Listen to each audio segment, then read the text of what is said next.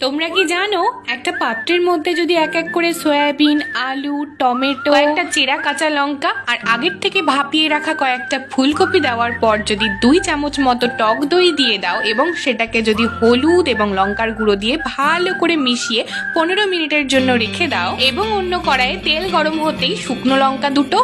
তেজপাতা এবং কয়েকটা এলাচ দিয়ে একটু জিরে দেওয়ার পর কিন্তু ভালো করে যদি নাড়াচাড়া করে নাও, তারপরেই দেখবে যে একটা সুন্দর গন্ধ বেরিয়েছে। তখনই কিন্তু প্রথম থেকে ম্যারিনেট করে রাখা সবজিগুলোকে দিয়ে দেবে এবং ওপর থেকে আদা এবং জিরে বাটা দিয়ে ভালো করে একটু কষিয়ে নিয়ে কিন্তু পরিমাণ মতো লবণ দিয়ে দেবে। হ্যাঁ, আমি তো বলতেই ভুলে গেছি যে 15 মিনিট আগে কিন্তু বাসমতি চালটাকেও ভিজিয়ে রাখতে হবে। তরকারি কষানোর পর বাসমতি চালটাকে দিয়ে কিন্তু ওপর থেকে একটু বিরিয়ানির মশলা এবং হলুদ দিয়ে ভালো করে ভেজে নেব আর পরিমাণ মতো জল দিয়ে হতে দেব 10 মিনিটের জন্য। ঢাকনাটা উঠিয়ে একটু কেওড়া জল, গোলাপ জল, ওপর থেকে একটু বিরিয়ানি মশলা আর ঘি দিয়ে নামিয়ে নিলেই কিন্তু তৈরি হয়ে